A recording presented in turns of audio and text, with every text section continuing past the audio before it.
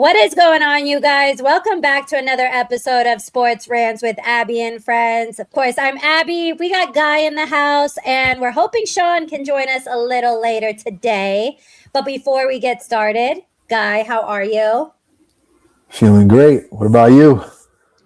You know better than to ask me that question right now. I'm barely starting to recover, I feel like.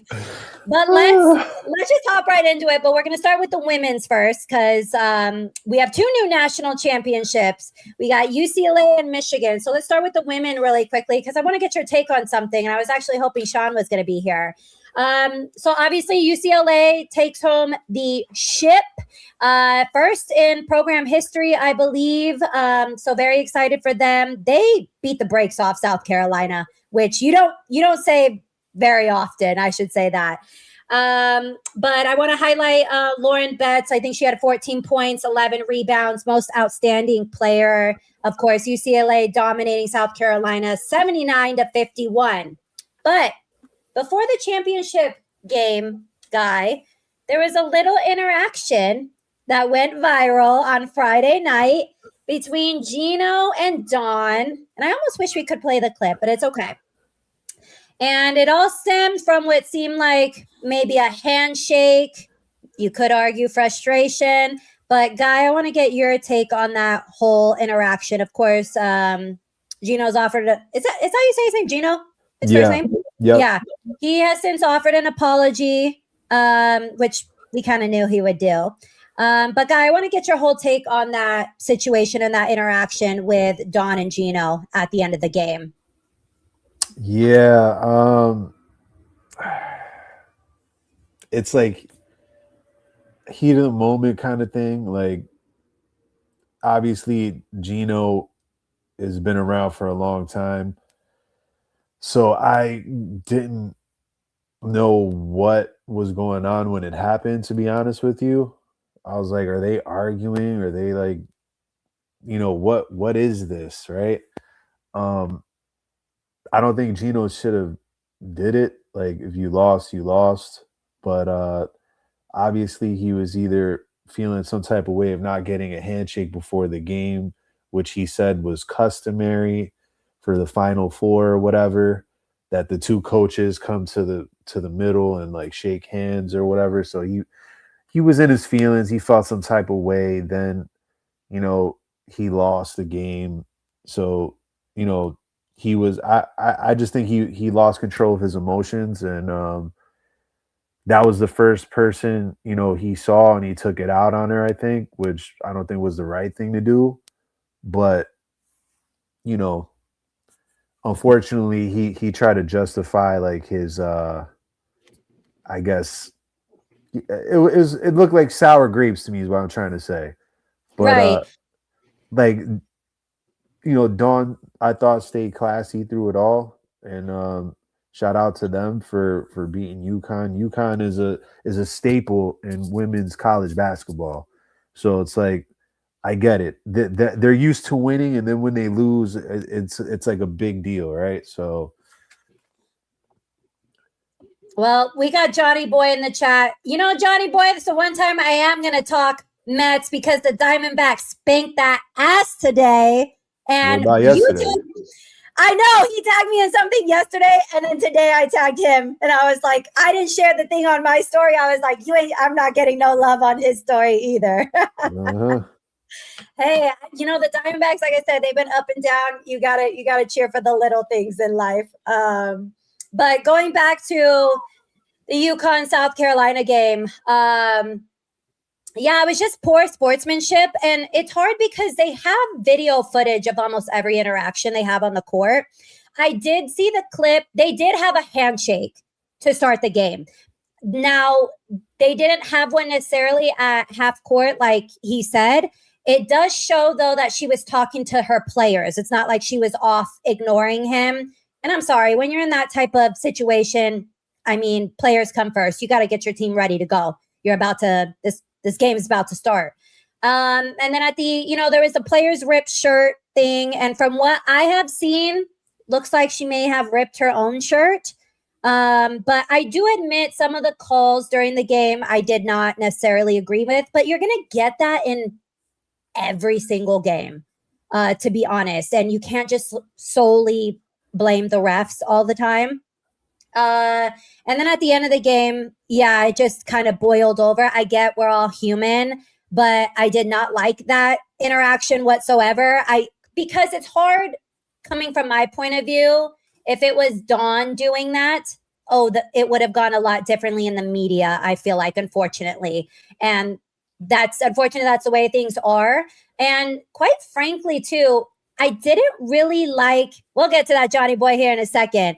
But I didn't necessarily like his apology either, because he didn't even mention Dawn's name in there. It's like he apologized to South Carolina and the staff. And it's like, well, you went off the court. Your only interaction was with Dawn. And I guess if you want to include her as part of the staff, but I just think he should have just said her name flat out. But again, you can accept the apology. And I thought Dawn handled it very gracefully, if I might add. She got right back to focus and didn't want it to take away anything from winning the game or what her players put out on the court and whatnot. So, Guy, I don't know if you had anything to follow up with what I said.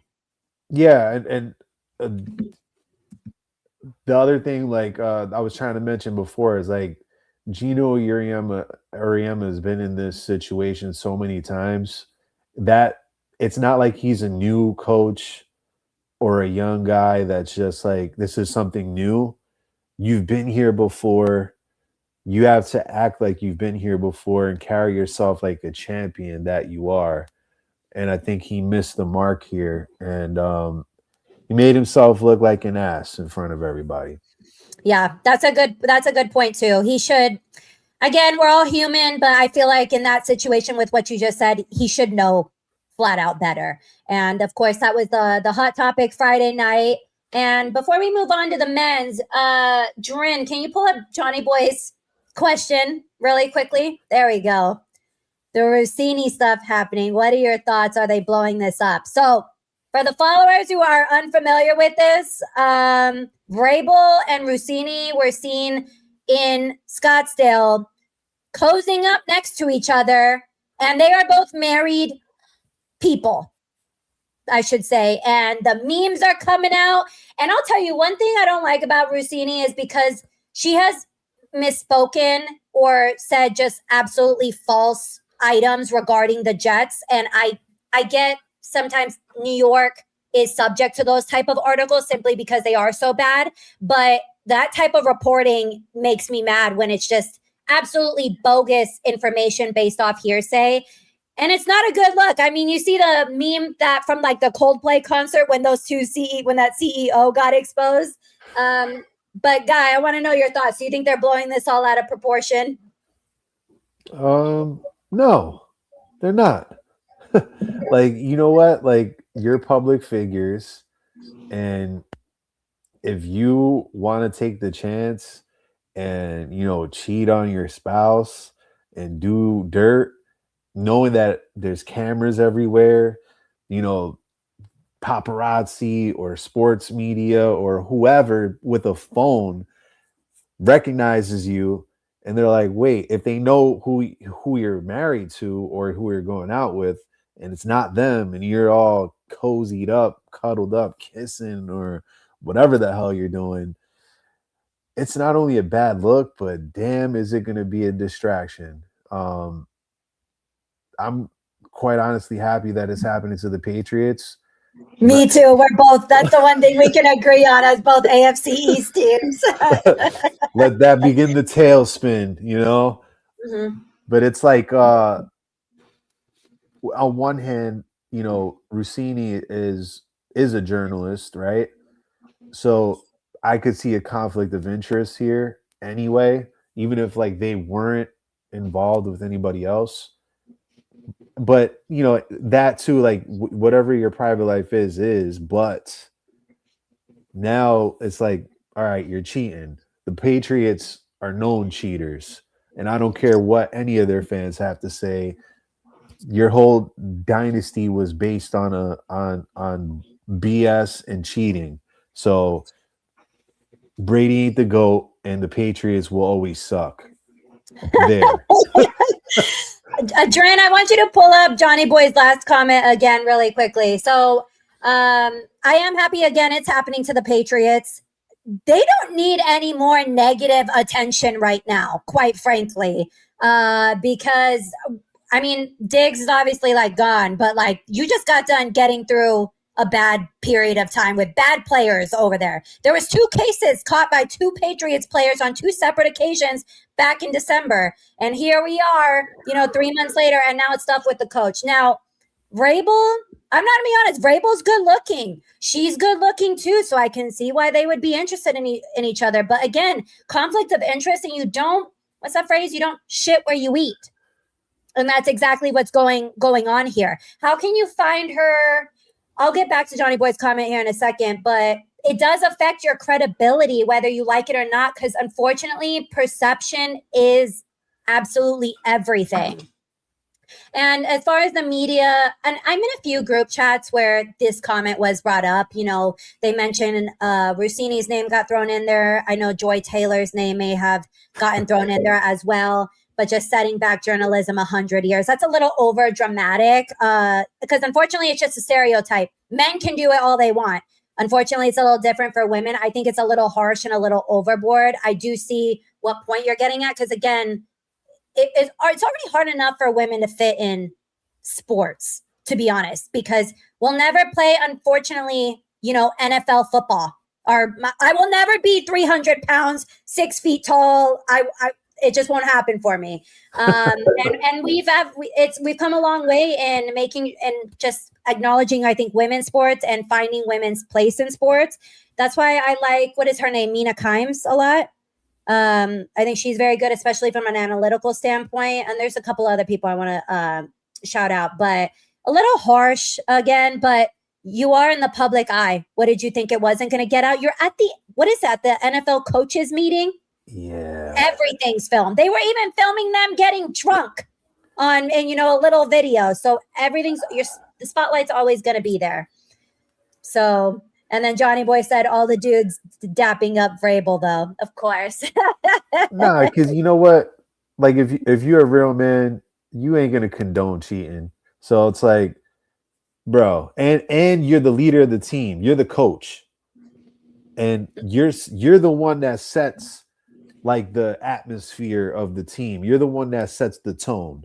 Mm-hmm. So what is that showing you? You know what I'm saying? Mm-hmm. Like if oh yeah, we're supposed to be a family, we're supposed to be a team here, but you don't have your household right. So mm-hmm. now it's like there's a chink in the armor here.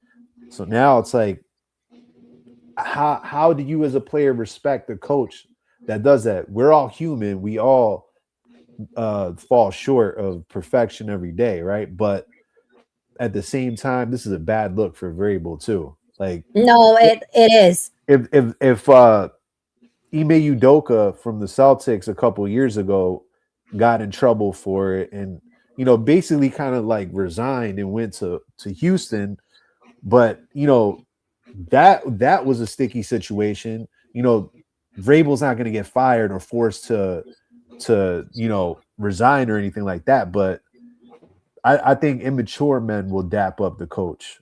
I'll say that as a real man. Right. And what's funny? I was literally just listening to a podcast earlier today talking about how much better men are when they do have a wife. They literally thrive. Like, it's statistically, you live longer, you get richer, you do better things when you have a loyal person by your side. Look at LeBron James. Been married all that time. He's one of the best. He will forever go down. You could argue he's a GOAT if that's the direction you want to go. I didn't say that. I'm just saying I know a lot of people stand on 10 toes down that he's the best player to ever touch a basketball. But we got Shaq in here talking about showing some love to Mina Kimes, who I love as well. He loves her laugh. And is the AFC East getting that messy outside of the Jets or what? I mean, the Jets have been fine. I haven't heard anything about Miami. So we're thriving. We're low. We're low. Yeah, that's the best place you want to be. Right. Just really. Out of sight, out of mind. You don't got to worry about nothing. Quiet. Buffalo's doing all right too. I wouldn't say Buffalo's in too bad of shape. I just saw Josh Allen was in Sam Darnold's wedding. I don't know why I thought that was so interesting. Him and Christian Kirk. I recognize Christian Kirk in Sam Darnold's wedding too. So, and then Johnny Boy also mentioned Kraft out here getting special favors and parlors. Yep, let's not forget. And then also LeBron got caught in some situations, though, got brushed under the rug. The Jeter treatment. Yep. But whatever. Do better. Just do better. Be better people. Make smart choices. Please. All righty. Let's get back to another national champion. And I hate that I even have to say this. Michigan has won their first national title since 1989. Michigan beat UConn 69-63. Guy, let's go back for a second. Let's talk about just the two matchups prior. So we're not going to start with mine yet. So we're going to start with UConn, Illinois. Overall thoughts on that game? Yeah, I thought it was a pretty good game. I thought UConn was the better team in that matchup. I just thought that their defense was more, consistent, and Illinois didn't really get into the flow of like knocking shots down like they usually do, and I thought that was the difference in that game. And UConn does what UConn does in the Final Four. Illinois really wasn't in that situation before, and I thought experience was also the major difference there. Yeah, Illinois, if I remember correctly, they hadn't been there since 2005, so had been quite a while for them.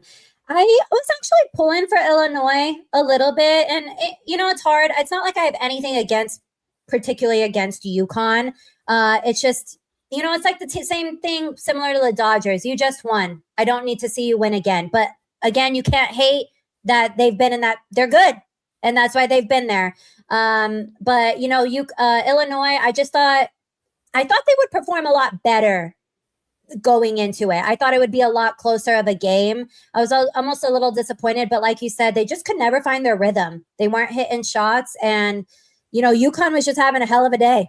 They started off hot early and kind of took off from there. So congrats to UConn though for making the national championship game. What is that, like the fourth time and like third time in 5 years, something ridiculous? Yep. Now let's move on to, unfortunately, Michigan and Arizona. Of course, I don't even remember the final score. They got blown the F out, though, on national television. Massacre. Woo. Yeah, I'll go into it here in a second. But, Guy, overall thoughts on that game from what you just noticed? Well, I mean, going into it, I thought Michigan was going to win this game. I thought they were fully equipped. And I mentioned their size as a team that they were going to give Arizona problems because they're athletic, they're smart, and they all could, at any given time score the ball, rebound well. And, playing in the Big Ten, it really there's a physicality that league has, or that conference has, that really prepares you for the tournament, kind of like the Big East as well. Like that, it's just breeds, like if you're a top team in those leagues, you're prepared. And they, to me, consistently all year were kind of the best team, just based on how smart they played. The biggest number that I saw that was interesting was the assist disparity. I think it was like 20-something to 5 or something like that. Yeah, it was really bad. And that's how you know that Arizona was out of it. Like, for you to get 5 assists is criminal. Like the ball movement wasn't there, but a lot of it was Michigan imposing their will. And I know last week you were like, "Oh, losers love losers." So how do you love the loss? That's not even your team. That's not even your team. But you brought the Miami Dolphins into it. I thought you were going to UConn, going for UConn. No, I'm not a UConn fan, but I thought you were because you live in the area. Exactly. So why are you so excited about Michigan? Well, I mean, Connecticut's Connecticut. I'm in Jersey. That's a whole nother. Close enough. Planet. You are closer to Connecticut than Michigan. Yes, you are. Nah, but I'll tell you, there there was two guys from Jersey playing in Michigan though. One from West Orange and one from Pennsauken, so I got to shout them out. But just the way that they played, and Dusty May showing how great of a coach he is. Coming from FAU, what he did there, and just in the short amount of time, what he did in Michigan was great. And I kind of knew that this was going to be the end of the road for Arizona. Like they haven't played. They weren't in a position like this before. Like regular season is the regular season. In the tournament, when you have to play an animal like Michigan, who is physical and they will wear you down over the course of a game, like that's the style that Michigan plays. And then the offensive dominance that they played with, I don't think any team scored 90 plus for 5 straight games in a tournament before. In the final they didn't get to because UConn is a very good defensive team, but all the other games they were able to get 90 plus. And the way that they beat a really good Arizona team just shows you how good Michigan is. Yeah, the thing is though, Arizona played that same way all season where you wear down the team. It's just let me just go ahead and get into it. So let me start off by, and obviously some of this is going to be my rant, but I want to first start off by congratulating Tommy Lloyd on his extension. I know that there was a bunch of rumors going into this game. I'm glad it came out the day before. You got the deal done. And the one little tidbit I want to mention about that contract is a lot of the rumors about him leaving were swirling around the fact that he didn't get along with the AD and he no longer reports to her. So, and his staff got paid more. He was very adamant about getting his staff paid more. Obviously, he got paid more. He's here till 2030, 2031. And I'm just glad that deal got done right before so you could instantly squash the rumors. And we'll get into UNC and the hiring of Malone here after we talk about Arizona and the national championship game. Arizona from that game, I was talking with my mom. I'm like, when did you know it was over? And she said a different point than I did. I could tell you it was over when it was 10-1. They just could not get into a swing of anything. And Michigan was nailing every single shot. Everything was hitting. And they had a size advantage. I already knew this coming in because I did a whole preview. They had a size advantage, though, at almost every single position. And it was so evident on the court. Mara just absolutely destroyed them. Again, you had people like Burries, who was cold. Arizona, unfortunately, weren't able to do what they normally have done all season, which is getting points in the paint. And, it just, they got blown out on national television. But what I will say is this is my whole rant. It won't be too long. I got on my Final Four shirt. It came in late, which I already knew it would, but hello. Memories. But very proud of this team.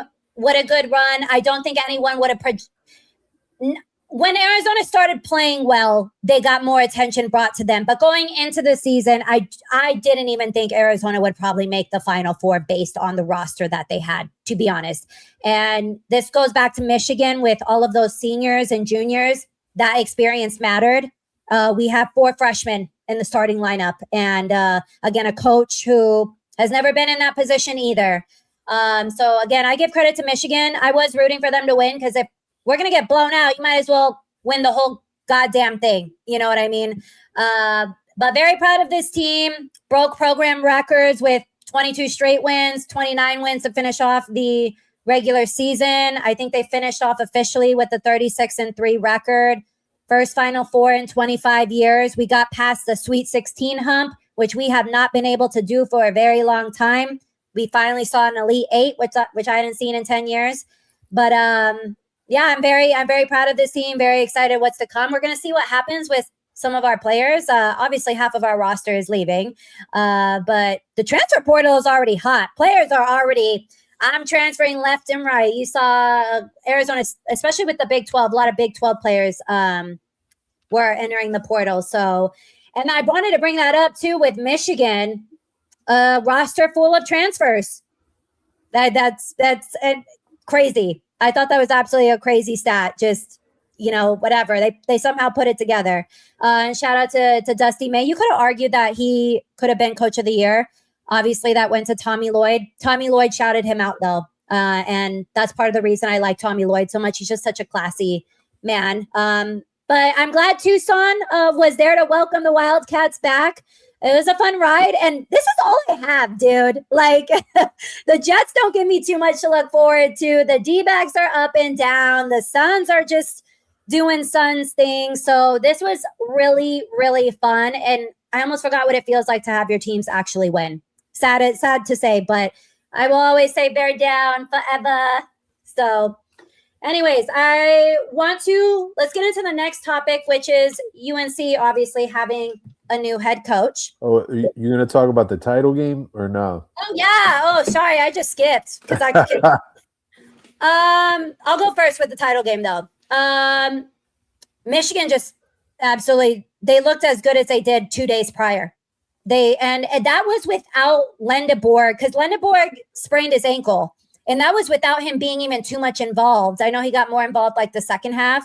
But they were, again, hitting almost I felt like they were hitting almost every shot. Obviously, UConn's defense was very good because Michigan has been out, like you mentioned, has been outscoring those teams so much throughout the tournament. So shout out to UConn and their defense for holding them to even, what was the final score? 69 points. Very good. And I thought it would be close. I actually had UConn spread that game. I knew Hurley's not going to get blown out. But go ahead, Guy. Your thoughts on the game? Yeah, now the biggest difference for me was Michigan was able to win in a different way because you saw their defense actually really shine in this game. They were getting a lot of blocks, forcing a lot of turnovers, especially in the second half. They came out at halftime and they were just turning UConn over constantly. And I thought that was a turning point where UConn couldn't take care of the ball and the gap was just a little bit there where Michigan was able to not only make shots when they needed to, but they were also getting the stops that they needed to.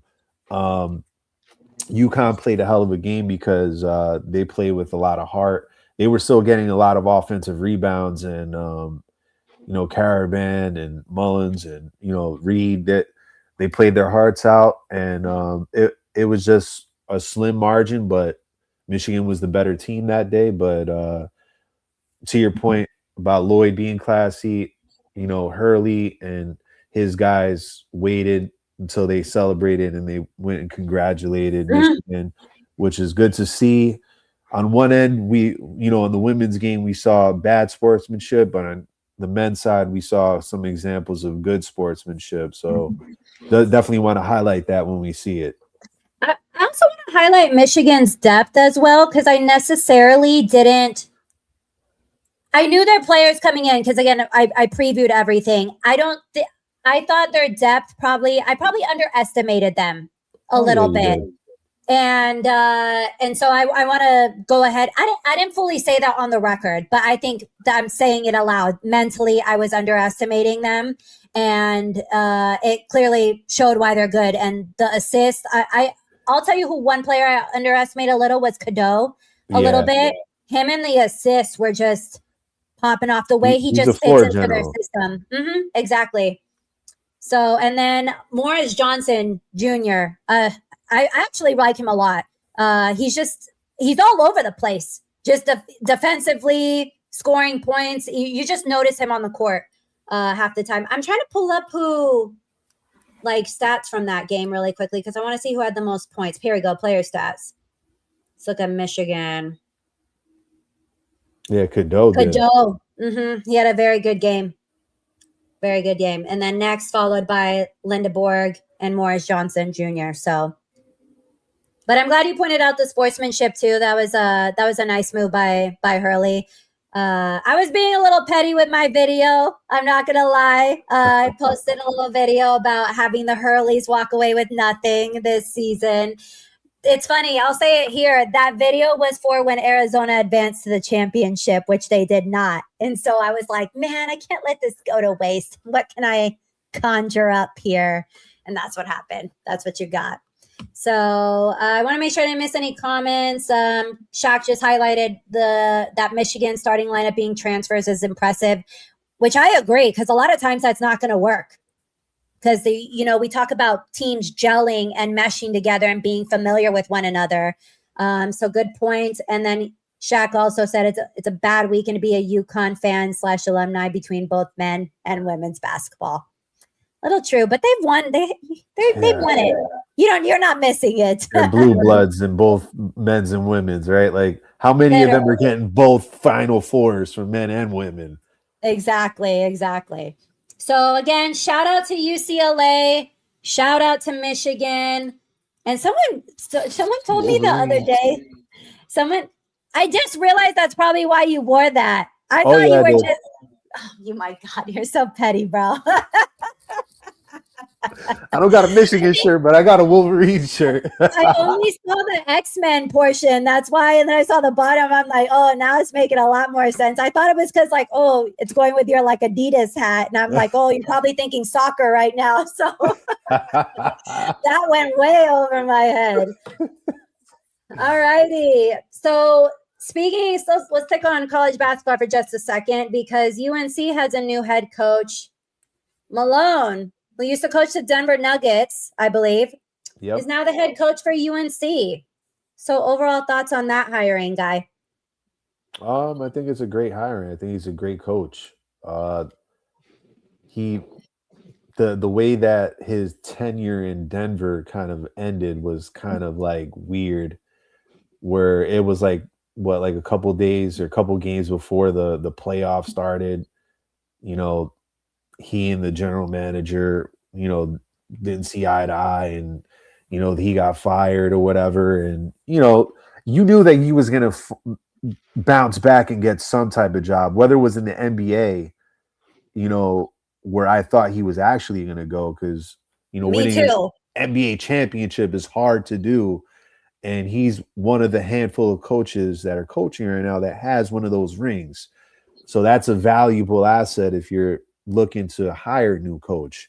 But shout out to him for, biding his time. And like I was saying last week, a lot of coaches that coach basketball view, like, if I'm going to coach a college team, North Carolina has that kind of history, has that kind of support, and, just everything that you would want, that culture of like, this is like basketball, this is what they do. This is like, you walk in the building, you see like the Michael Jordan stuff and Vince Carter and James Worthy and Rasheed Wallace and Jerry Stackhouse, like all these guys throughout the history of their program that just killed it.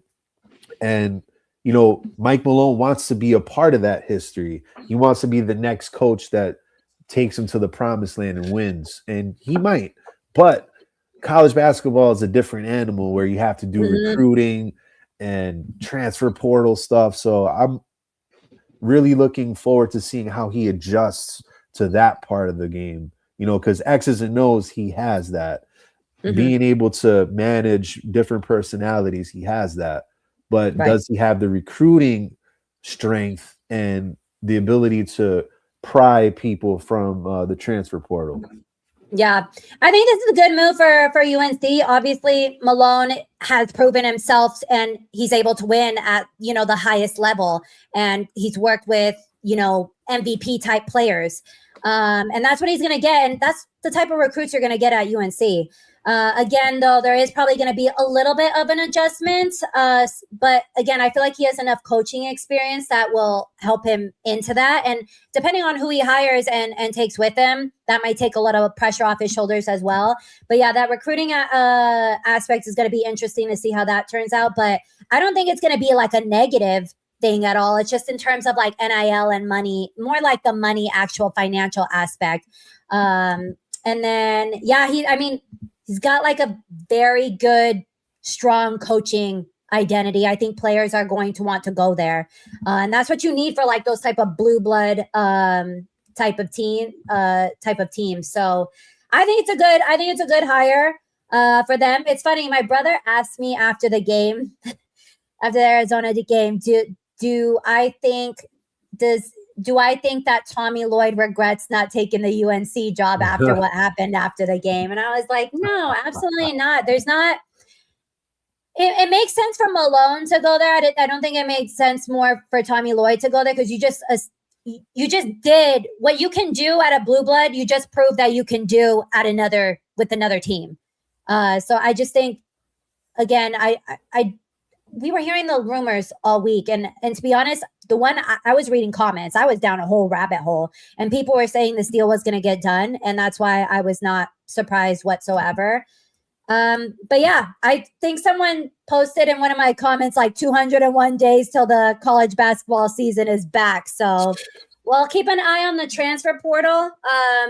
There's gonna be movement all year, and obviously keep track of some signings. Michigan even had someone commit at halftime during the game. Did you see that? Yeah. They got like a 5-star or something like that. I was like, man, wasted no time.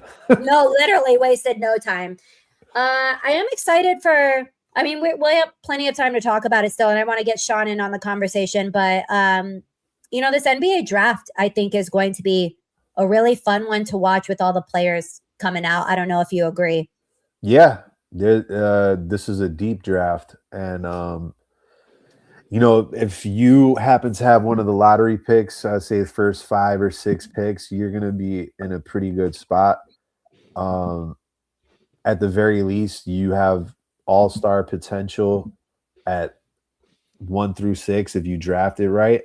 Because then, there's always one team that has an obscure pick that, like, the Knicks when they pick Ntilikina, or, something where you have a guy that you should have picked and you're trying to be outside the box and try to, I don't know, for whatever reason, think you're the smartest person in the room and trying to pick this guy. But no, we have a pretty deep draft, and based on your needs, like I see, Utah, Indiana, Sacramento, they're chomping at the bit to see who is going to get that first pick, because that's going to be a tough decision, right?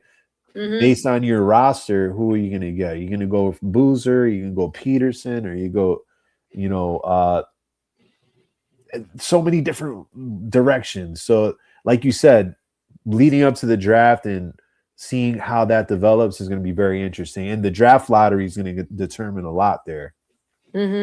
Yeah, it'll be a fun one to watch. Just again, I just feel like there's so much talent. I mean, you can say that every single year, but I feel like genuinely there's a lot of talent coming out, and they're not all the same either. They don't play the game the same way either. Right. Shaq says, don't OKC still have a million first-round picks? Do you know that? Over the course of like the next few years, yeah. Yeah, I feel like Sean would know. He would probably tell you, yeah, we have a first round. He'd go into detail about all their picks. All righty. I want to talk to you about an NFL topic I've seen going around lately. So we are about 15 days away, though, from the NFL draft, which is the New York Jets' time to thrive. Super excited. But Jalen Hurts has been a topic of conversation this week, a name that I probably wouldn't have expected. But let me just kind of give you a quick rundown. Mainly, Guy, I know you're up to date, but for some of the people in the chat, Jalen Hurts has been at the helm of some criticisms this week. It came out and it was reported by someone within the Eagles organization that, there's some criticisms about Jalen Hurts being coachable and maybe a little hard to work with. And then is it Levante David? That had those comments saying we were never scared about Jalen Hurts when prepping for a game. And this has led into some possible friction with the Eagles. You already got the AJ Brown stuff. But again, the full comments regarding Jalen Hurts, his coachability, his rigid play style, and his relationship with coaches.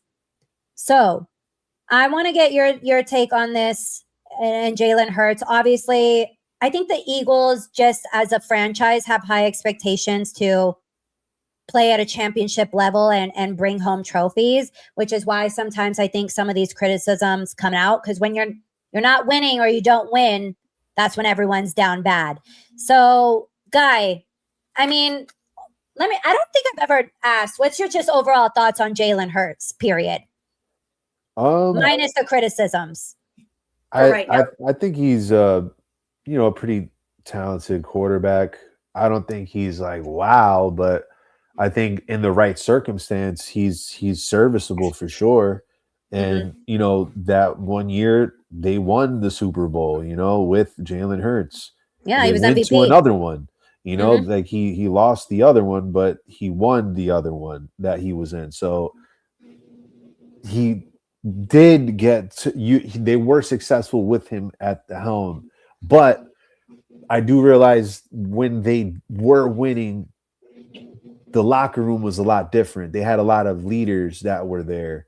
So and he was also younger, so he didn't really have the voice that he does now. So I always thought that he was kind of a humble dude, at least through interviews and what I've seen off the field.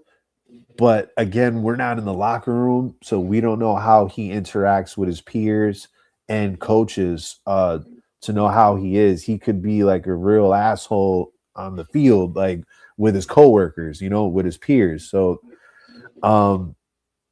where there's smoke, there's fire. So like it might have not been explicitly said, but we did see the Eagles kind of production kind of drop off offensively, and we saw the lack of chemistry that was there, and there had to be something going on behind the scenes in the locker room, wherever the teammates gather, congregate, where there was a disconnect between coaches and quarterback and receivers, and to the point where AJ Brown was very vocal about his displeasure of how the offense ran and Jalen Hurts. And to be quite honest with you, what other teammates told AJ Brown to shut up? Nobody. Because I think he was saying out loud what everybody else was feeling. And that's what's very concerning if you're an Eagles fan. Yeah. I'm glad our interpretations of Jalen Hurts are fairly similar. We don't know him, of course. He could just be a jerk. But from what other players have said, he is not like that. So I'm just going to take that for what it is, people who actually know him. I've always thought he was a humble guy. I think he handles the media really well. He's a good player. He's not like my favorite player in the league, and I don't think he's the best quarterback in the league. He's arguably maybe top half, that top tier. I would put him more towards that range. His skill set is just a lot different, though. You know what I mean? You can't compare him to a lot of other quarterbacks because he's not for me, like a traditional pocket passer. He's never going to be used in that sense either. But let me ask you, do you think these criticisms are fair from the production that you're seeing on the field? Well, when you see the drop off that they had, questions are going to arise and people are going to try to see what the root of it was. Now you have your star receiver saying what he's saying, and how many people really took, Jalen Hurts' back and said, no, that's our quarterback. You're crazy, whatever. There wasn't really any pushback on AJ Brown, which was to me very concerning. And, just some of the things that I was hearing about, like how he didn't want to run certain plays and he wanted to do certain things his way. Like they were saying, like very rigid, and that's crazy. I don't know how much of that is true, or because he had some success, now he's kind of like trying to instill his, will or his way or the highway kind of thing. We don't know how success uh, gets to people once they have it. So he may have entered the room humble, but after the success and the status that he has, because now he's in commercials, now he's a well-known name in the NFL. How has that changed his, persona going forward? Has ego came in to the equation? I just don't like that from a fan standpoint. Like if I'm an Eagles fan, like my quarterback, I want to be in unison with everybody in that room. Any friction, that is like a hole in a boat and the water's just rushing in. And it's going to be hard to keep that ship floating. Yeah. No, I agree with you. I will argue in like Hurts's favor that he has had 5 offensive coordinators throughout his career. And as far as what I remember, I'm not sure was it Petula right before with last year? Was that I think that was OC last year. Yeah, I think so. Yes. I don't think he ever really liked him coming in to begin with. And I do hear what you're saying too, because they have been mismatched at times. And from what I'm hearing, people are saying it's Hurts, and then other people are saying it's Petula. So it's like a he said, she said. Either way, right now, I can tell you the Eagles have a mole in their little locker room right now. That you need to nip that in the bud, because they're doing a whole lot of talking, because there's no way we should be knowing some of the insides and out of all of that. It just makes it look to be a mess. I know Shaq said heading into last season, I thought there was a debate between Hurts and Stafford regarding who rounds out the top 5 QBs in the NFL, considering the gap between the 4 horsemen of the AFC and the NFC. Let me just get your overall opinion. Would you put Stafford in front of Hurts? Yes. Okay, and I would too. But like I said, it's very hard to put Hurts in a lot of categories because he is a dual threat. He's not. It's funny because he's a dual threat, but I don't put him in the same category as like a Mahomes or a Josh Allen. Though I don't know. There's still a lot of improvements I think Hurts can do. I feel like he took a lot more hits this year. Yeah. And then I also think sometimes, again, his throwing has always been an issue. I don't think it's like with a deep ball necessarily. I think it's more like those tighter window type of throws. Yeah. But again, he is more, I don't even want to use this word, but like we mentioned serviceable. He is beyond a serviceable QB. If you can't figure out what to do with him and how to make your offense work, and you took a step back, I'm not sure that necessarily means that Jalen Hurts is the problem. My opinion. But also, if he's hard to work with, if that is true, now it would be hard to build chemistry, because when your quarterback should command respect in the locker room and in the huddle.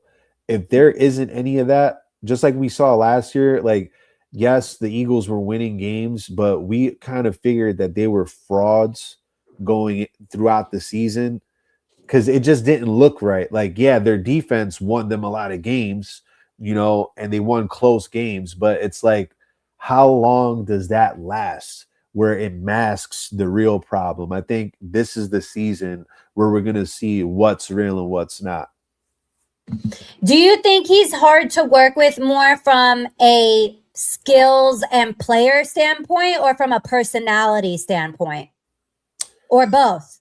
It could be a little bit of both. I mean, I don't know the personality, so I can't really speak on that. But like from a skill set, I think he has enough of a skill set that you could work with him, like you said. But it also has to gel with the whole offense. Like, are you going to commit to running more, or are you just going to do the tush push thing? Like, what are we doing? What is the identity with the offense? Like Saquon took a step back, so it relied on Hurts to really kind of throw the ball more. But then there was games where he didn't really throw the ball that much to his top targets. So then it's like, what is going on here? And they have championship aspirations, like you said. The NFC is already loaded as it is. So if you don't get that stuff together, you're just not going to be in the upper echelon of the NFL like you have been for the last few years. Yeah. It also doesn't help though when your receivers are dropping passes though. So I will say that. But I thought it was just a name I probably didn't see being thrown into the mix this week. And I'm like, now everyone's talking about Jalen Hurts for all the wrong reasons. I feel like he, for the most part, he seems quiet, out of the spotlight for me. So I found that to be a little funny this week, that was the name people were stuck on. But again, draft is in tomorrow. It'll be 2 weeks exactly. Guy, we'll probably share as we get closer. Do you know, just off the top of your head, and we'll get into details when Sean's back in the week of, who do you want Miami to draft? I want them to draft the best talent available. Like whoever that is at 11, get the best player available, because we have many holes. And the draft can go in so many different directions. Like I would go offensive line, defensive line, because we need to build in the trenches. Like if you want to change your identity from like this speed kind of like finesse offense to a physical, kind of a team, which, Green Bay kind of had, we're changing that identity. So we have to draft that way, offensive line, defensive line, or if there is somebody at a different position, whether it be cornerback, linebacker, that is transcendent, do it, figure it out later, just acquire talent.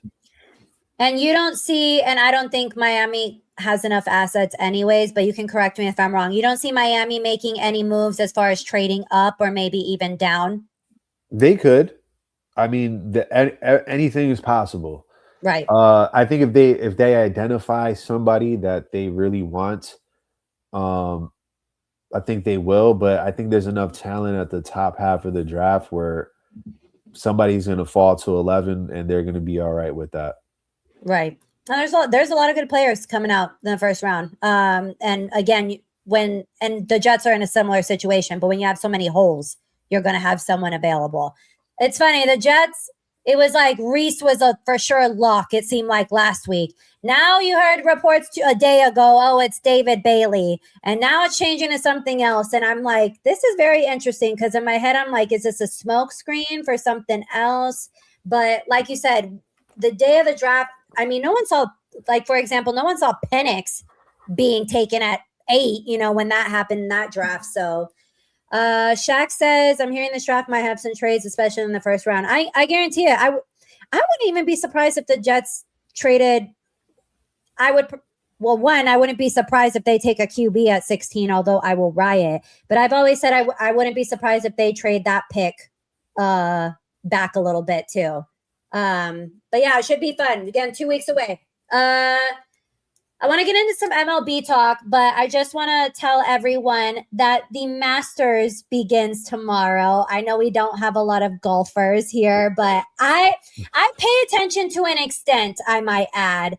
But obviously, Rory McIlroy won last year, but this is the first Masters in I forget how many years that Tiger Woods, and oh my gosh, ignore that screaming in the background, that Phil McIlroy or Tiger Woods is not in the tournament. And from what I was reading, you could feel that absence there. So a little different, but Scotty Scheffler, if in case you're wanting to bet, mind you, I already placed like 3 parlays. So Scotty Scheffler is the favorite here, followed by John Rahm and Bryson DeChambeau as well. But I know the Masters is popular. So I want to shout out a little bit of golf action there. One interesting thing about that too is there's only 10 players from LIV. The other golf, there's only 10 players, which is a very low number. So yeah. All right, let's get into some MLB talk. How are you feeling about the Mets? I know they lost today to my Arizona Diamondbacks, so I'm going to shove that in your face as much as I can because that's all I have. Well, I mean, one game does not make a season, but Oh, okay. But I heard it from your fans yesterday, though. oh, it's okay. No, It's okay. okay. Hey, Isn't Soto on the IR? he is. Yes. So you lost a game to a Sodaless Mets team. So take that. Corbin Today's Carroll game, had a very good game today. Corbin Carroll and Capel had very good games today. yeah, and the starting pitcher David Peterson didn't really execute well. So it was a bad day for the pitching staff, but I think they're going to be fine. It's still early, and you know, some teams and some players take a while to get hot. Some guys start off cold. Obviously, having Soto hurt early in the year sucks, but I rather it now and you get your rest. He's going to be out for about 3 weeks, so he doesn't re-aggravate the calf. Those kind of injuries linger. So, you know, baseball, your legs are so important, especially a guy like him who has that kind of a batting stance where his legs are kind of like in a very awkward position, and you know the thrust that you get from your bottom half of your body to generate the power of your swing. Like, we're take your time, we'll be fine. And just the landscape of the MLB, very interesting. Teams actually starting off hot. You know, like I like the besides the Dodgers, of course. Cincinnati Reds have started off really nice. I got to shout out Sal Stewart. Not many people were paying attention to him, but he's gonna be in the discussion for Rookie of the Year. To me, he's a cleanup batter. He got off to a real nice start. Pittsburgh Pirates have been playing pretty well too, even though they lost today. But the culture is changing, and I have to shout them out because they locked the number one prospect in the game up today, Connor Griffin. Yeah. I actually wanted to we can get into that because I actually wanted to know your opinion on what you think that means for Skeens. I mean, that's the first thing that you need to do in order to show Skeens that you're not playing around.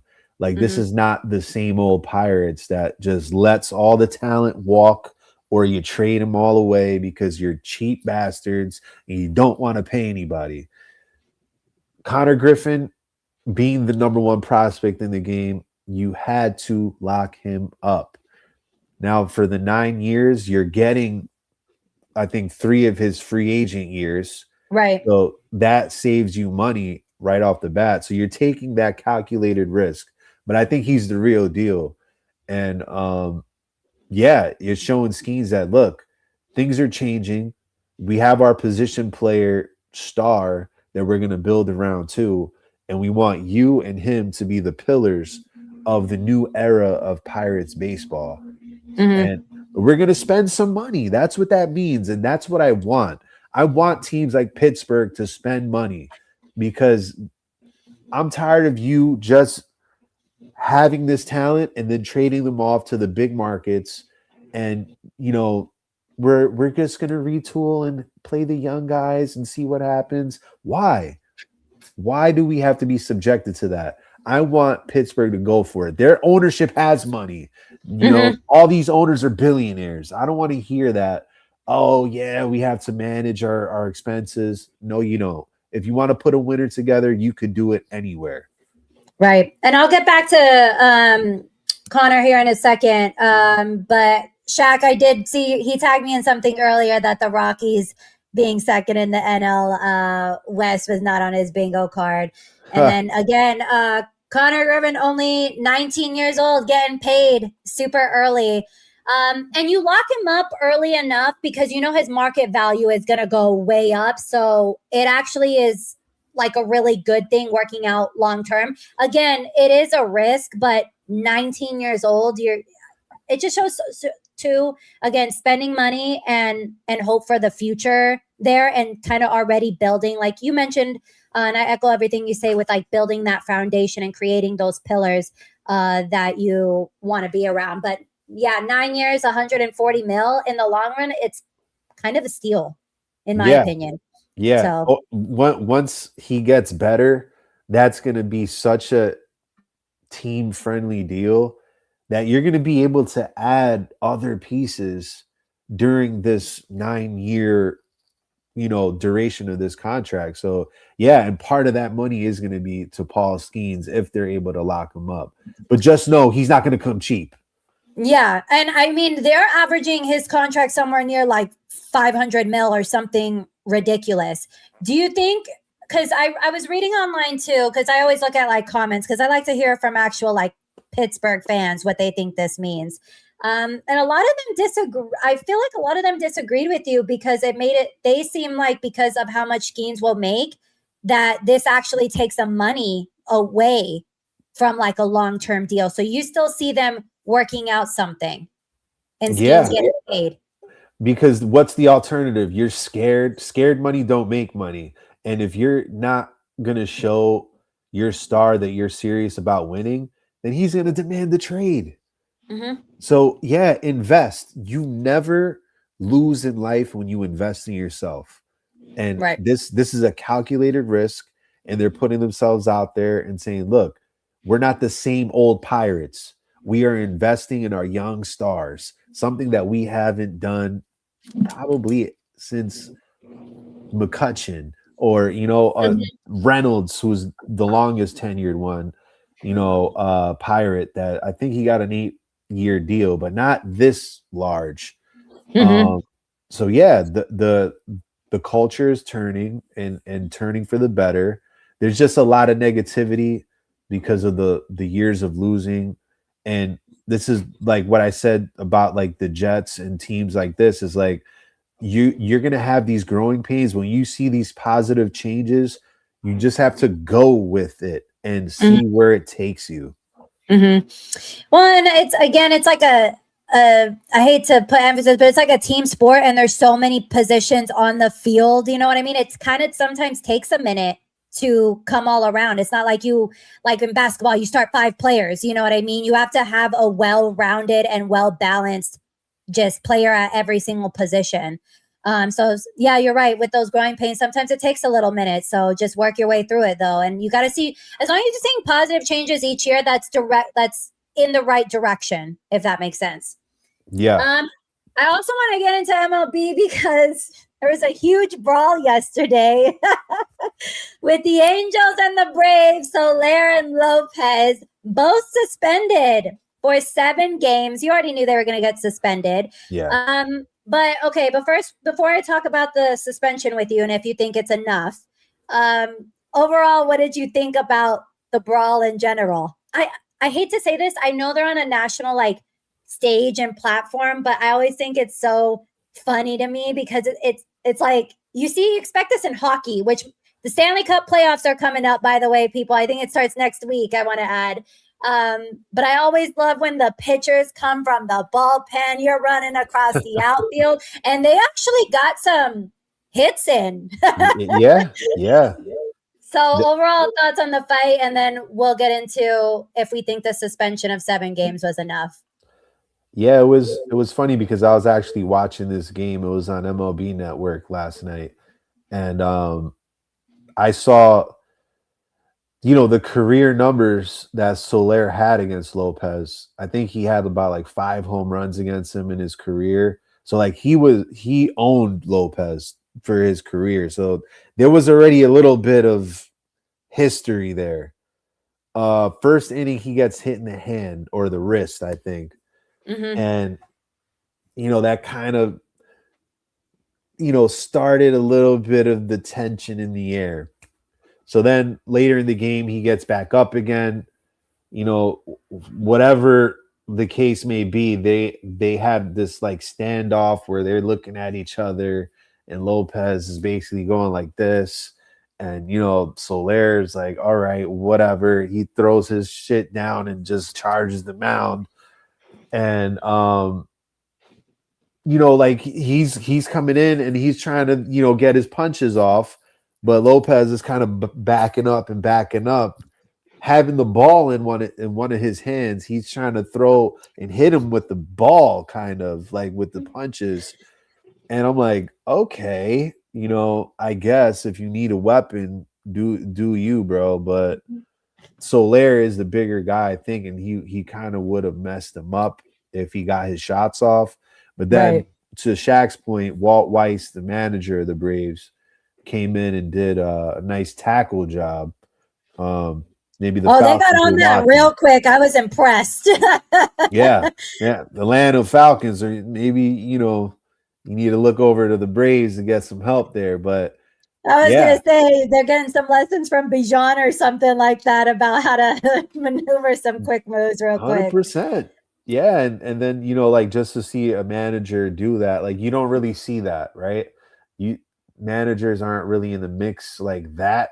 I mean, yeah, they'll get in the way, try to break it up, but to the extent of what Walt Weiss did, that's pretty ballsy, I'll say. Mm-hmm. And then, they got it under control pretty quickly. The baseball actually did hit. Thank God that was the side with the ear cover. Yeah. Because it would have gotten him, it would have gotten him on the face a little bit too without that ear cover. Yeah. But they both got suspended 7 games. I didn't mean to laugh about the fight because I don't want people to fight, but it was the stare down and you're like, okay, what are you doing? Everything leading up. And then you hate it when the punches are missing because he's, like you said, he's backing up and you could tell he's getting more frustrated because they're not landing. And then it's like Lopez got the one that kind of landed with the ball. And then, Soler was probably pissed off and then he didn't get a chance to retaliate. But do you think 7 games was enough? I mean, you knew what they were going to get suspended at least X amount of games, but do you think 7 is enough punishment? Yeah, that's enough. I mean, stuff like this happens. I wouldn't even have been mad if it's less than 7, to be honest with you. Make it a 5-game suspension. I was thinking 3. Because I say 5 because for Lopez, he would need 5 to miss a start to, as a starting pitcher. 7 games is essentially 5 games for him. But so when you're a position player, it does take away from you more, these suspensions. So maybe make it a little bit different where it's 5 for Soler and 5 for the Lopez. That way he's missing a start and, this guy's missing a couple games. But, I mean, fights happen. It could have been a lot worse. It wasn't Bautista and Odor. That was the best one. And then I went on a whole thing of, because people then put together clips of all these brawls. And that one was one of my favorites because he got him right smack dab in the jaw. Best punch in baseball brawl history. Because he was a lot shorter.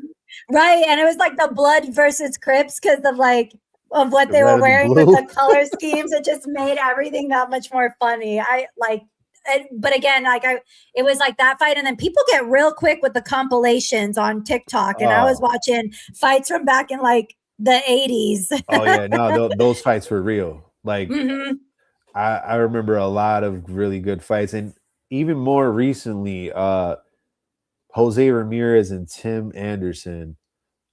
Tim Anderson still hasn't been the same since he got knocked down by Jose Ramirez. So didn't really throw a crisp punch, but he caught him, and Anderson fell. And man, where's he been? Right, right. That kind of knocked him out of the MLB a little bit. I remember when Bryce Harper, I think he approached the mountain, he threw his helmet and it missed completely. Yeah. That was the helmet always reminds me of when he throws it, who's the Pittsburgh Steelers player that Mason Rudolph, is that the one that hit? And yeah. We got some epic fight moments here. Oh my God, that is so funny. I do want to talk to you about one more thing. A little NBA related, more teams punching their ticket. I do want to mention Kevin Durant played the Phoenix Suns the other day, and him and Dylan Brooks were getting pretty chippy there in that game. Katie with a little bit of a chip on his shoulder. But I actually want to talk to you about the Lakers really quickly. And JJ Redick has also been a topic this week, and the relationship he maybe has with some of the players on his staff. Most recently, an incident with Vanderbilt. Maybe some yelling there. Vanderbilt was very heated on the sideline. There's been a couple issues. I remember Luka was not too long ago, and the little arm shove or whatever you call it. So I want to get your whole thoughts on the situation and what you think is maybe going on over there in LA. A lot of things are happening in LA, but rifts between players and coaches are not new in the NBA.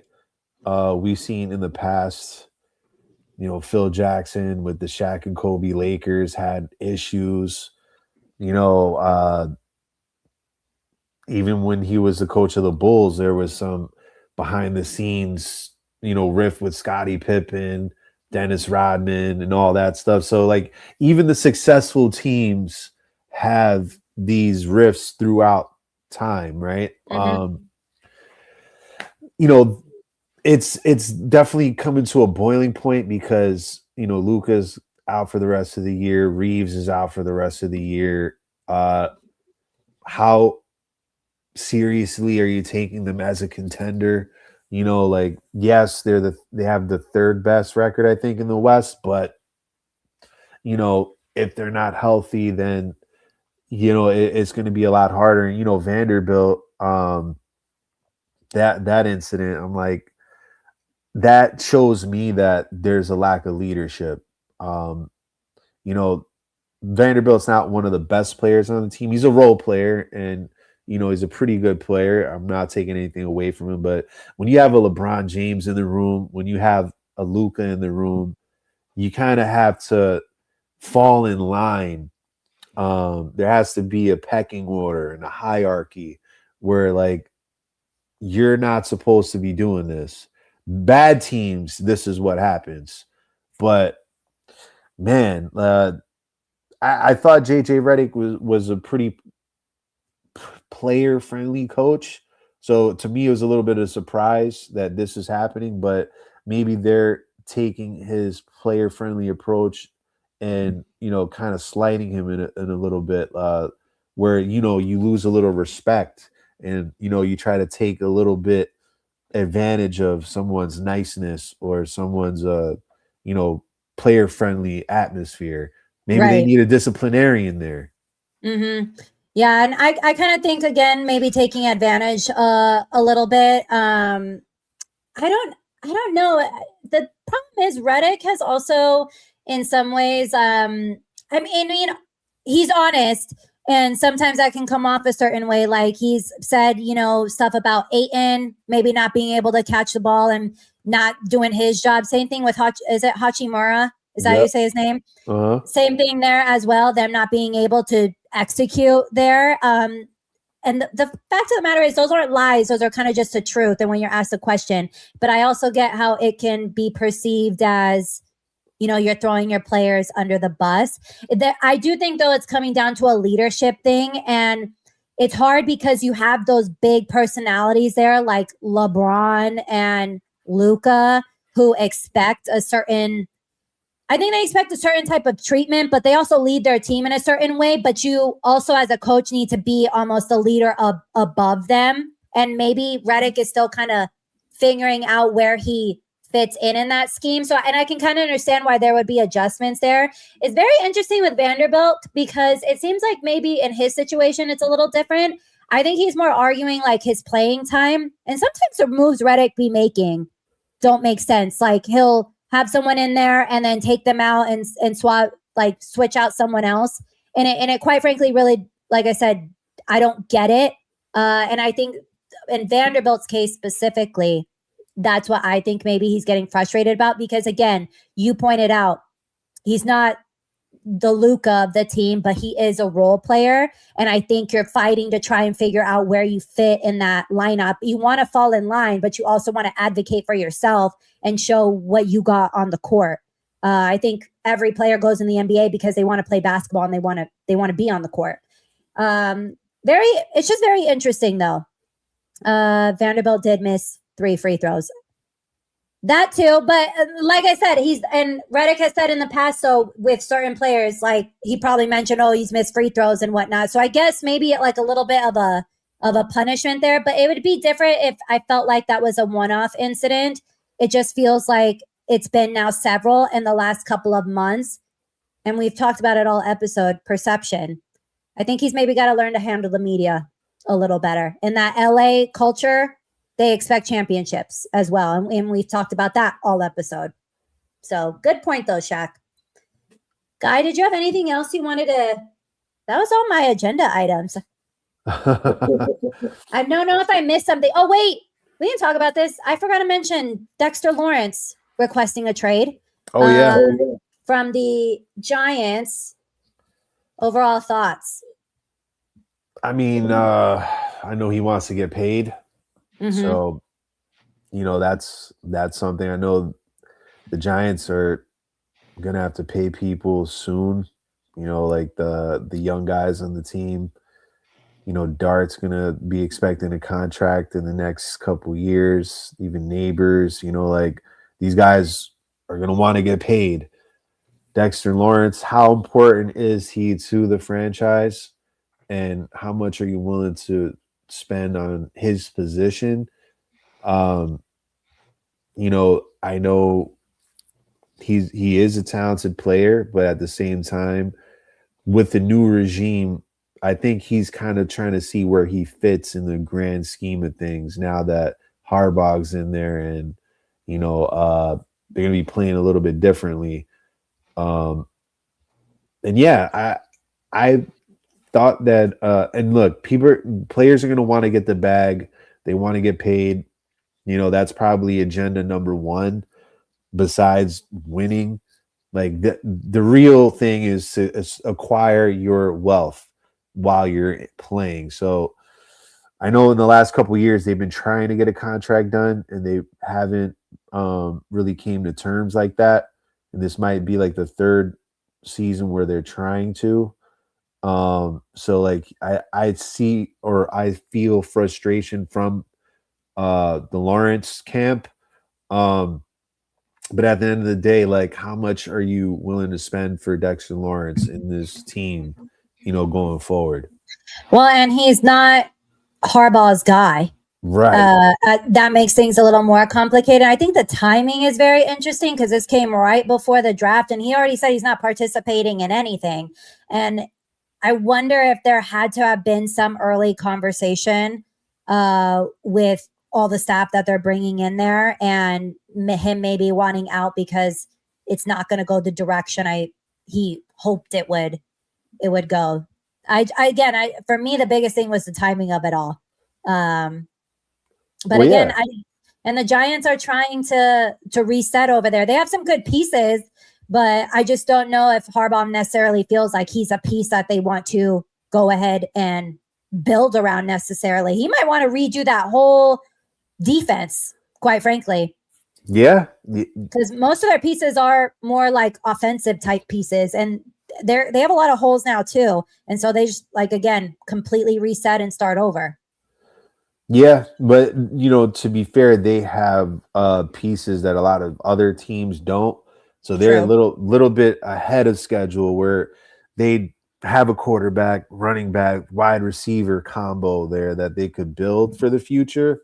Like you said, defensively, they might want to reinvest that money and spread it out throughout the defense instead of having a big contract for one guy. Look, unless he's a difference maker, okay, then you invest, right? Like you invest in the Myles Garretts of the world or Max Crosby's and guys with a track record and a lot of production. But, Dexter Lawrence, to really, really pay him, and knowing that you have a young nucleus that you're trying to build and pay with the coach that you just invested in. Harbaugh didn't come cheap. You paid the piper and he came through. So let's see what happens. But I will say though that and what the Giants have the 5th pick, I think, or is it 6? They have 5th. 5.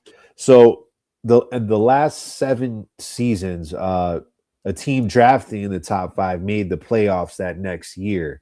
So last year it was the Jaguars and the Patriots, I think, that were in the top 5 that made the playoffs this past season. This is a very interesting stat, actually. It is, and it's so there's a chance for my Jets, is what you're saying. I don't know, because like some of those teams didn't have the 15, 16 years of not making the playoffs. But you never know. Right. A lot of things have to go your way too. Health, you have to hit on free agency, hit in the draft, and you know what? Maybe this was chess from the Dexter Lawrence camp saying, look, I want to get traded.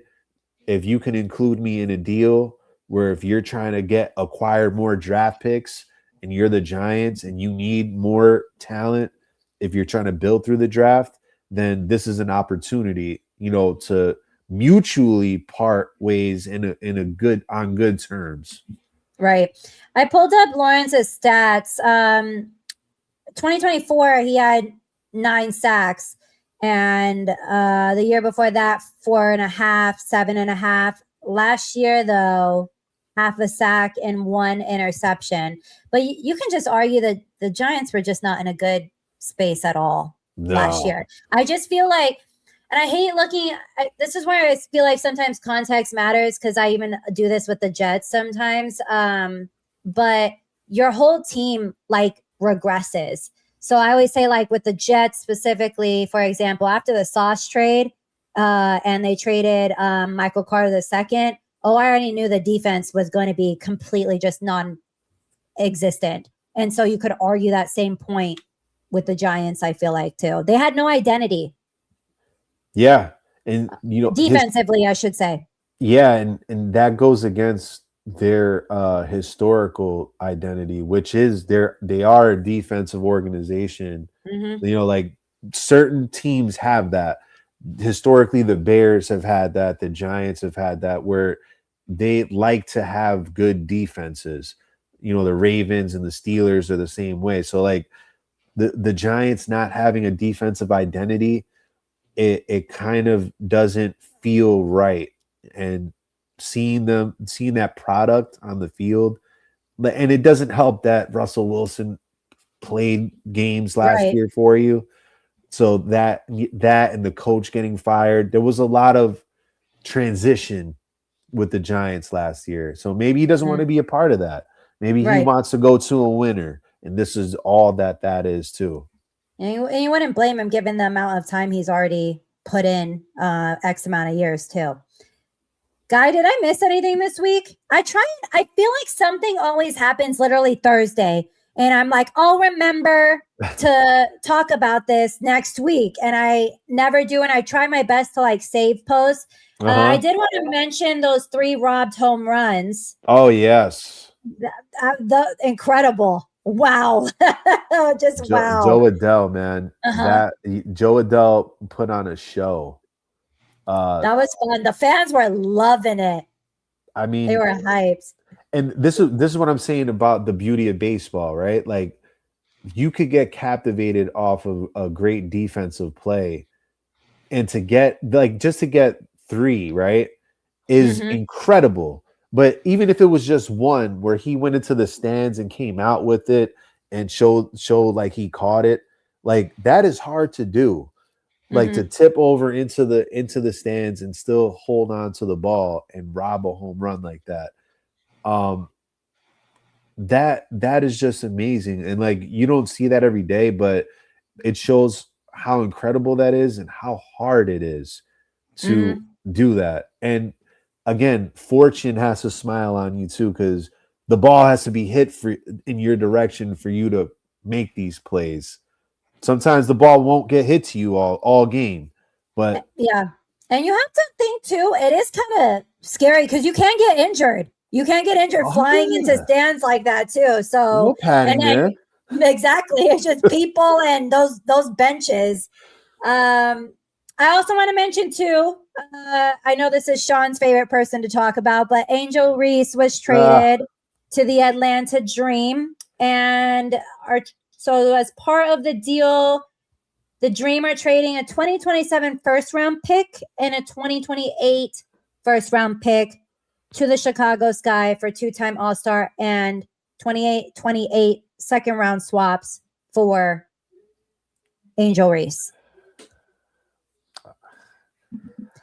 I'm not her biggest fan. I don't know if I would consider her necessarily, no slight to her, because obviously you're playing at a professional level. You obviously have a level of talent. I'm not sure it's worth it for that amount of what was given up, if that makes sense. Yeah. And like with her value or lack thereof, or whatever your perception of her value is, like I'll ask you, do you think that, that was a fair deal to get Reese? Do you think they overpaid, or do you think that was a fair value for her? No, I don't necessarily think it was a fair value for her. I don't know what she necessarily, Sarah, I feel like that stuff that you do for players that are like statistically doing well, and I'm not sure Reese's stats necessarily align with that amount that was given up. Like, I guess you could say like the Sky won this trade, if that's how you want to put it. Yeah. Or how much are you banking, if you're Atlanta, on like a fresh start for Reese? Change of scenery.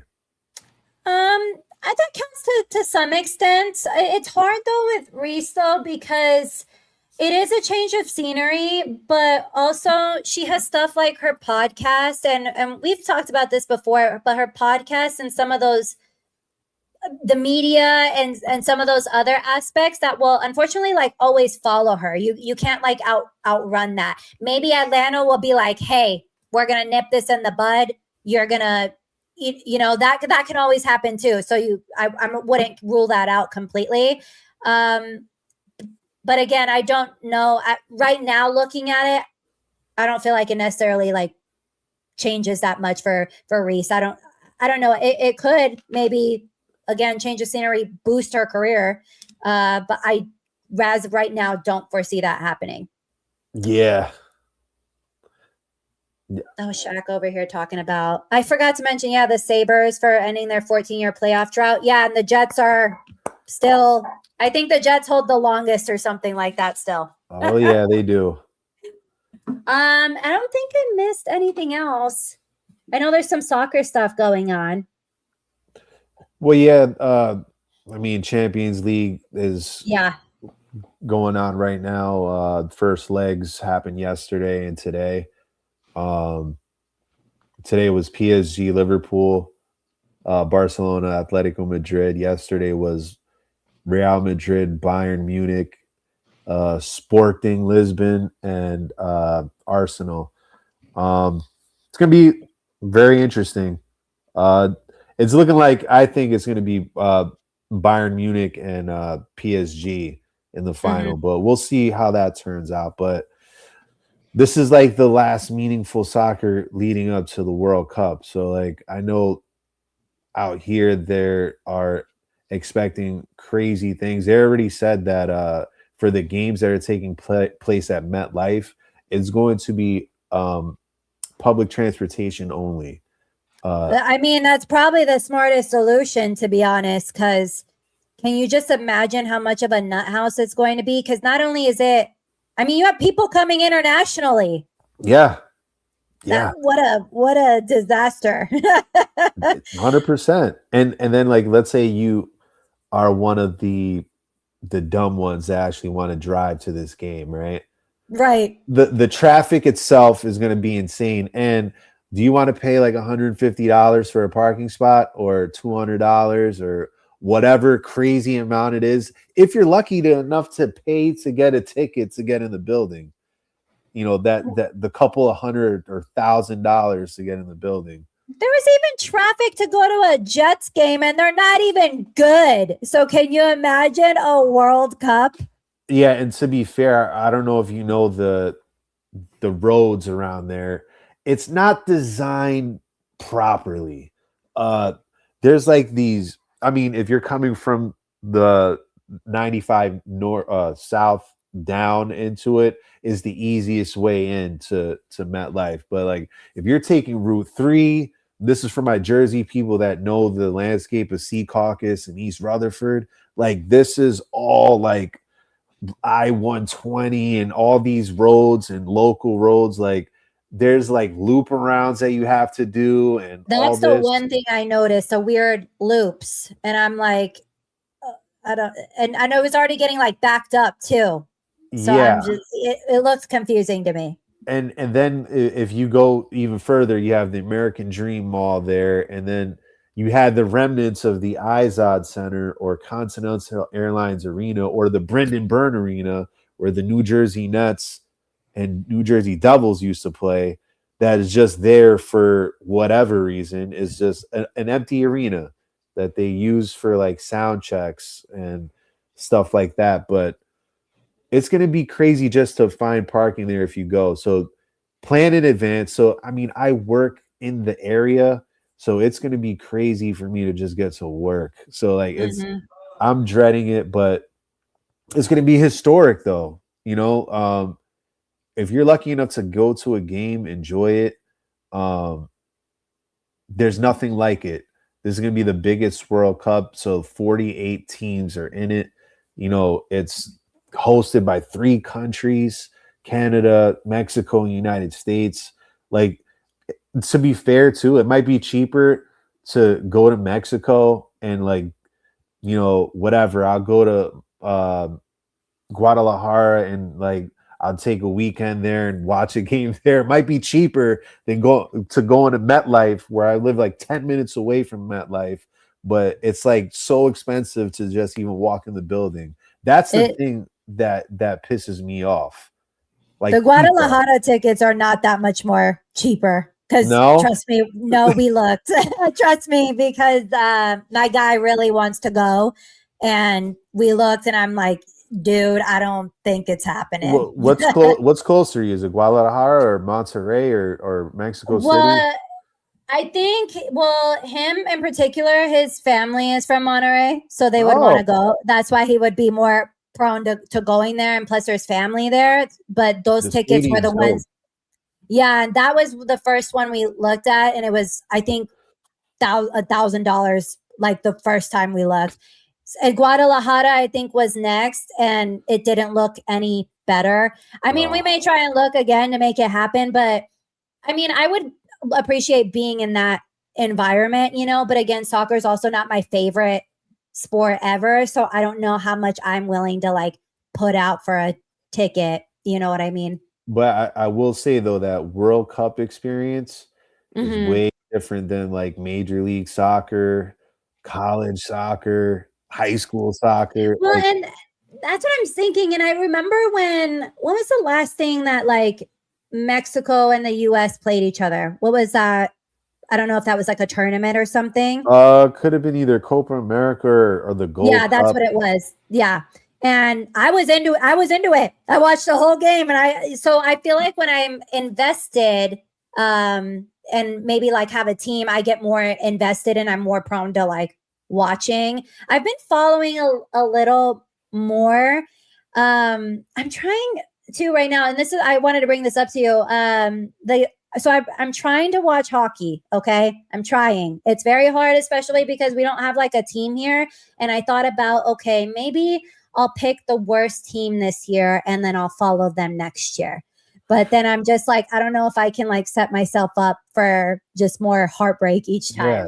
Aim higher, please. Come on. I know. And I was watching yesterday, I believe, is it the New Jersey Devils? Were they playing yesterday? And I think they were playing the Oilers or the... they were playing Philadelphia. Yeah. Yeah. Well, I forgot who I was watching, but either way, they lost 5-1. But I was actually into it because, again, I know we're getting to like playoffs, so I feel like players are playing differently, and I don't know. I found it interesting, so that's what I'm saying. I'm sure if I can do that with hockey, I can probably do that with soccer. So I'm trying. I'm Yeah, trying. and I'm telling you, the passion of going to a game like a national team game. I've been fortunate to go see a few of them. Mm-hmm. I seen before before MetLife when Giant Stadium was there, Mexico versus United States in the Gold Cup final. This is when the United States was not that good. Mexican fans travel well for soccer. So the stadium was about 85% Mexico supporters. And they won 5-0. So when the first goal hit, first of all, everybody's jumping up and down at the same time. You're feeling like you're in an earthquake, and they're throwing beers in the air, and it's just like it was a celebration. It's fun. Like I have fun with the Mexican fans. Like they're cool as hell to like have a drink with, but it's also cool to watch a game with them. Mm-hmm. Because you feel the passion, right? Like Right. United States is not at that level yet, passion wise. Maybe Mm-hmm. this is the year that sparks the fire here. We have a big enough country where we could be good at a couple of different things. Right. And I know, Shaq, really quickly, I know the Oilers Mammoth was the nightcap, but I was watching the Flyers and the Devils game. That was right before, and then that one came on right after. So I was watching your team, guy. I try. Well, how do you feel about the Mammoth though? Them I know. taking I your was your thinking. team. Well, and that's what I was thinking. I'm like, maybe I should just follow them because because of what happened with the Coyotes and everything. That was my initial reaction. But I'm like, you know what? Let me just do a whole. So another content creator, she's doing this, but with like NBA, and she's trying to find her NBA team, and she's narrowed it down to like 5. And shout out to her. Her name's Court. But I told her, I'm like, girl, we already know you're a 76ers fan. Just be for real. Like you can just tell the way she talks about it and stuff, but she went to like a Wizards game, I think, Ooh. recently. And that's like one of the teams though that she narrowed it down to 5. I know the Wizards and the Sixers are part of it. But I was like, oh, maybe I can go on like an NHL type of journey and figure something out, or maybe pick out like 10 teams randomly and go from there. And it's a little easier because we don't have anybody here. So I really have no stake in the matter. And of course, all the Jets fans are going to be like, go for the Rangers, go for, what is it, the Islanders. And I'm like, No. the only team I like from New York is just going to be the Jets for right now. And the Rangers, I heard, is not really any better. I do like their colors, I will say that much. But otherwise, I've heard not so great things too. It's just like continuous living in misery. Yeah, I mean, if you're like a Jets Rangers fan, like you don't want to put yourself through that. It's like Jets, Rangers, and Mets. or Knicks, like Yeah. like that's rough. And like with hockey too, like you're like one generational talent away from like really turning your team around, where like you could be down in the dumps like Buffalo for all these years, and now look at them. They're in the playoffs. They actually are a pretty damn good team. But like if you are going to do that hockey journey, why not? I support it. Just make sure you choose wisely. Well, and wasn't the person who scored the goal in the Olympics, isn't he on the New Jersey Devils? And I was like, I recognize him. Uh-huh. I remember you saying that when it happened, but I'm like, I had a delayed like response to it. And I was like, oh yeah, I remember us talking and whatnot. But I don't know. We'll see. I feel like it's too late. I don't want to like hop on a bandwagon now and hop on like a playoff team, but who knows? More to come. And 100%. I follow certain players. I've told you this. Like I love Jude Bellingham, but outside of that, I'm like, my mom is actually so she was supposed to go to like a whole England, Scotland, like a cruise this year, but because of everything that happened, she's going next year, and it'll be during like soccer season. And I told her, and they're going to Liverpool this time, and they weren't originally supposed to go. And I'm like, if it would work out, I told her, I'm like, you should 100% go. Because I was like, don't they have like a team there or something? And then my boy's like, they have tons of teams there. And like, you know, he went on a whole thing. So I was like, well, there you go. I proved my point. No, and if you're able to go to Anfield where like Liverpool FC play, the crowd serenades like the team and they sing this song, "You Never Walk Alone." I love that. That is such a dope thing, like pregame, like when the guys are walking out and like you hear the whole crowd singing it in unison.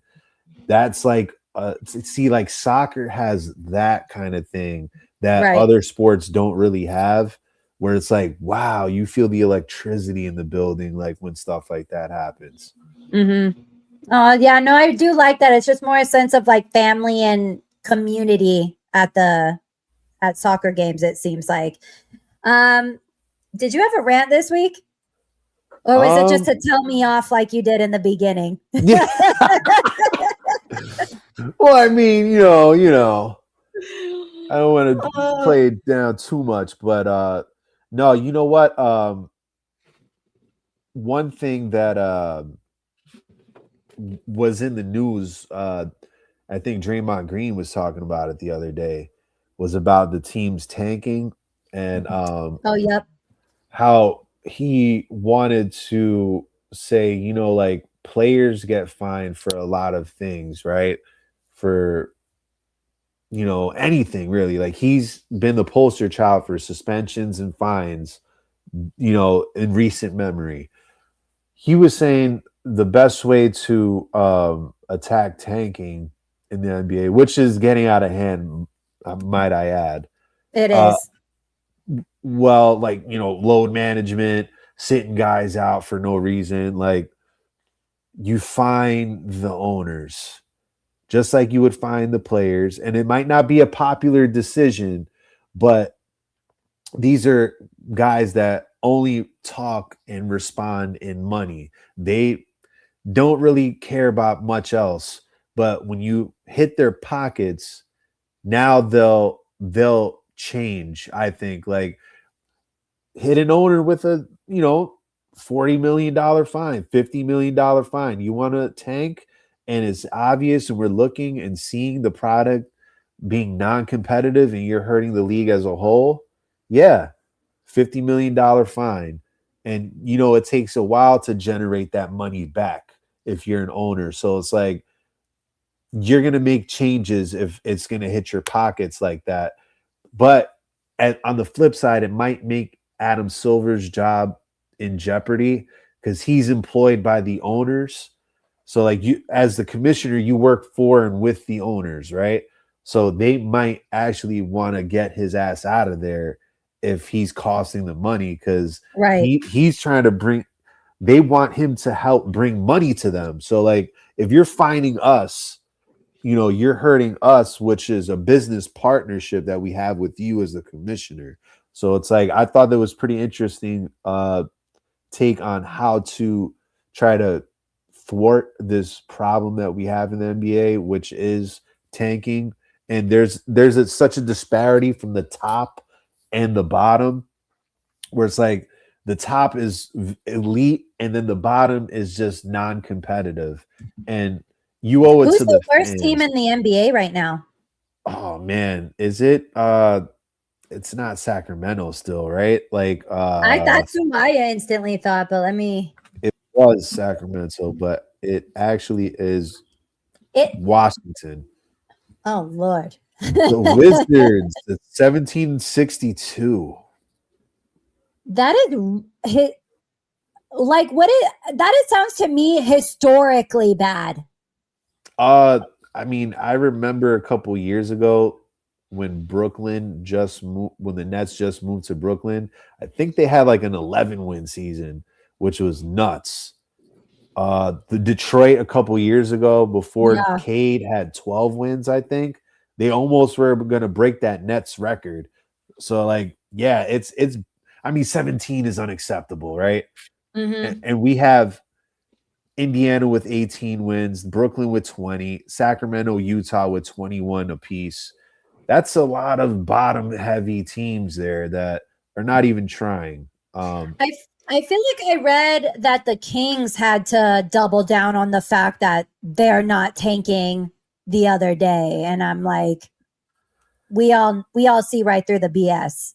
Yeah, thanks. Like, yeah, you're putting the best product out there, sure. Like, Yeah. and just the trades that you made in the last couple years, you don't know what the hell you're doing, Sacramento. You need to just shut the hell up at this point.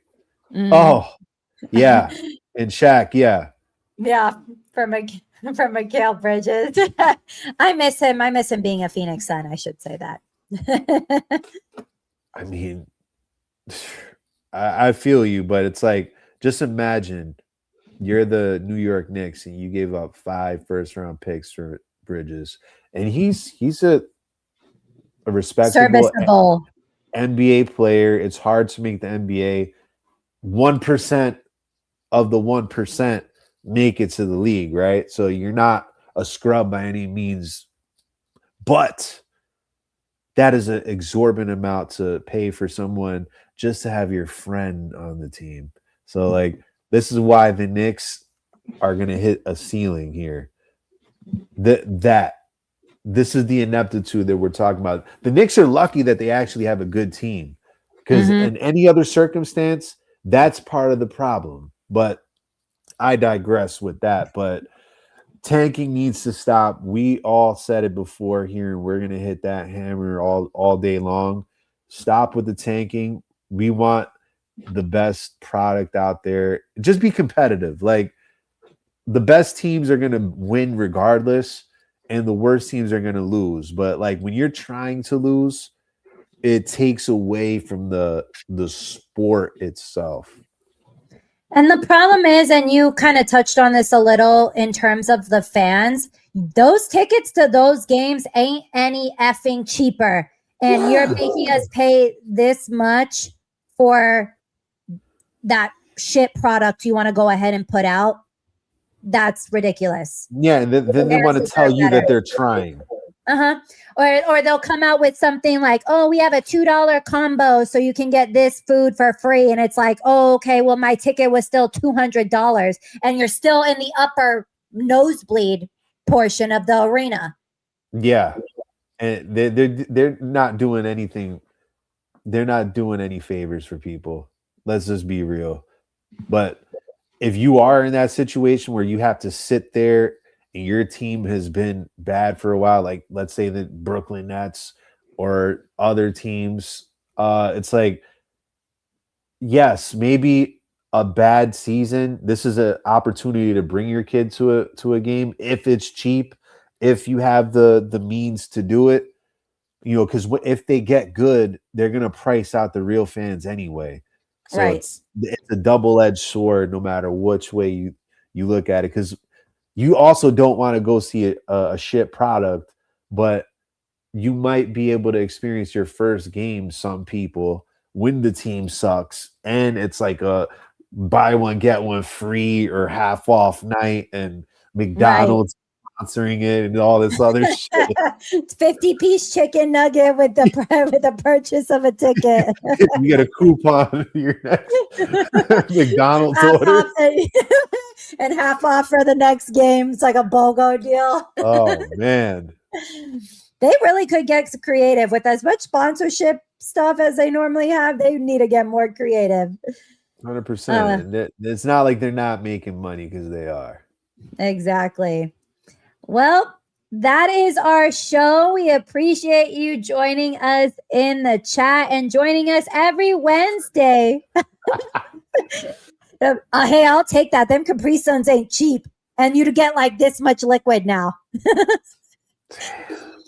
They need to do throw in a deal with like pay for your gas to get there now, because gas be like $5 a gallon right now. Yeah, I'll take gas vouchers or tickets or whatever. Grocery store vouchers, like get a steak for free or something. real world problems here, right? Pay my light bill. Yeah, everything's getting expensive. Sports, bring the price down so we could like numb ourselves to the everyday bullshit that's going on. Seriously, we can't even buy a case of beer. Anyways, but we appreciate you joining us tonight and every Wednesday at 9:30 Eastern. Appreciate you hanging out with me, Guy. We'll have Sean back next week. He had some power issues, so hopefully that shit got turned back on, because that apartment will probably get hot real quick. Oh, yeah. But yes, please like and subscribe to the Pop Sports Network. We have shows every single day of the week. Ours is on Wednesdays, but you got the pop-up. You'll have updates all throughout the course of the week. Everybody's cool people on this channel. So we will see you next week, 9:30 Eastern. Bye.